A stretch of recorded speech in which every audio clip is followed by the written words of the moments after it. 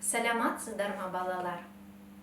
Қазақ тілі сабағын бастаймыз.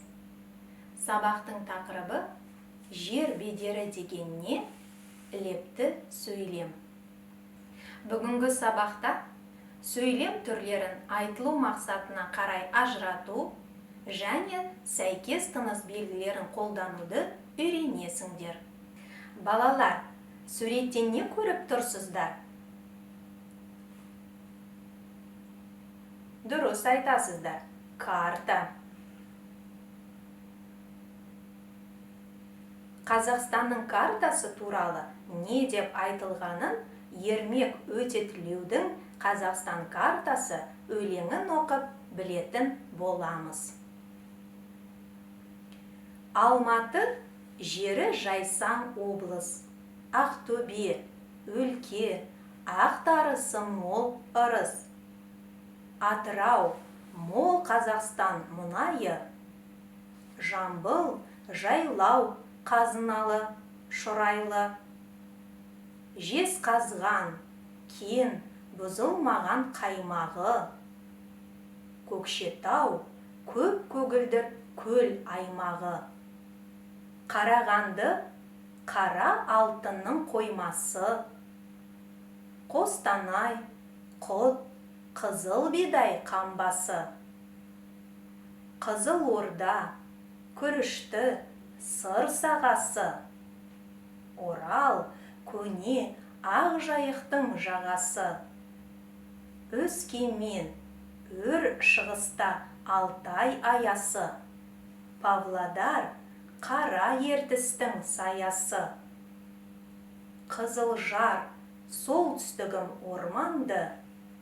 Семей, аңыз, Шыңғыстаудай қорғанды. Талдықорған, жер жанаты, көп бағы. Ақмола, арқада астық алқабы. Шымкент, ыстық, оңтүстігі мақталы. Енді балалар, жеңіл сұраққа жауап беріп көрейік. Өлең не туралы?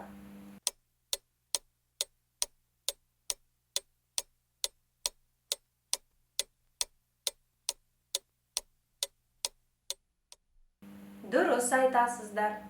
Өлең Қазақстан картасы туралы. Енді өз дәлелдеріңді келтіре отырып, сұраққа жауап беріп көріңдер. Өлең неліктен Қазақстан картасы деп аталады?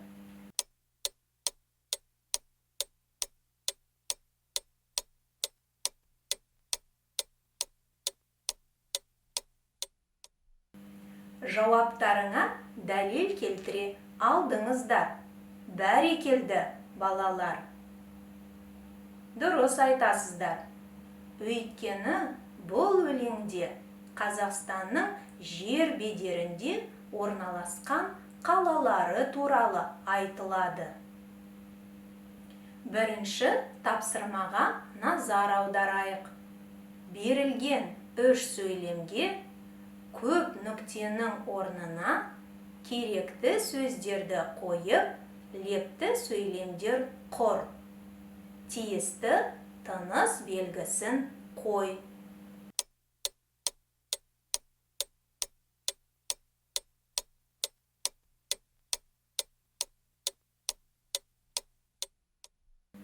Енді балалар, сіздер құрған сөйлемдерді оқып көрейік. Алақай, Алматы жері жайсаң облыс. Көкшетау, неткен көп көгілдір көл аймағы. Қостанай, керемет құт, қызыл бидай қамбасы. Енді балалар, сіздер сәттілік критерий бойынша өздеріңізді бағалаңыздар. Мен берілген үш сөйлемге керекті сөздерді қойып, лепті сөйлемдерді құрдым. Тиісті тыныс белгісін қойдым. Екінші тапсырманы орындап көрейік. жұмбақты қатесіз көшіріп жаз. Шешуін тап. Леп белгісі неліктен қойылғанын айт. Бір жерінде жаз, бір жерінде күз, бір жерінде қыс, бір жерінде көктем. Керемет алып неткен.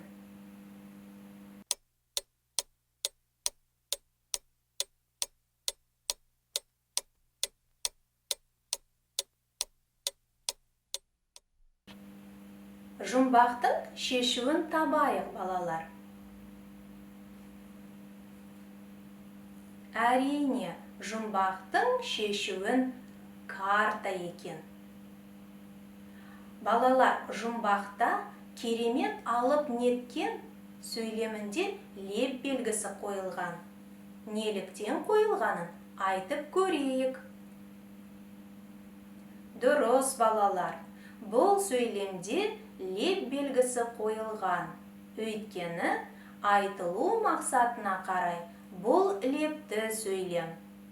Лепті сөйлем адамның көңіл күйін, сезімін білдіреді. Ол көтеріңкі дауыспен айтылады. Лепті сөйлемнен соң леп белгісі қойылады. Бәрекелді, балалар, жарайсыздар. Сабағымызды қорытындылау кезегі де келді. Кім зерек екенін анықтап көрейік. Әр тұжырымды оқып, дұрыс-бұрыстығын анықтайық. Сұраулы сөйлемнен кейін нүкте қойылады. Бұл бұрыс. Сұраулы сөйлемнен кейін сұрау белгісі қойылады. Лепті сөйлем көтеріңкі дауыспен айтылады.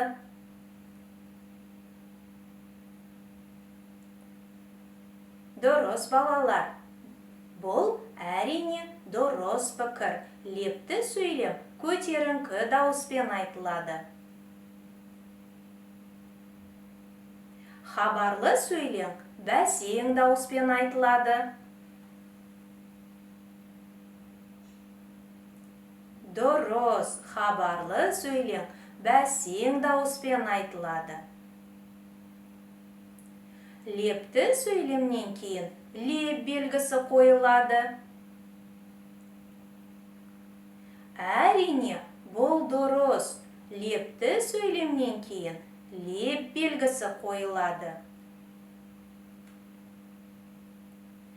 Хабарлы сөйлемнен кейін сұрау белгісі қойылады.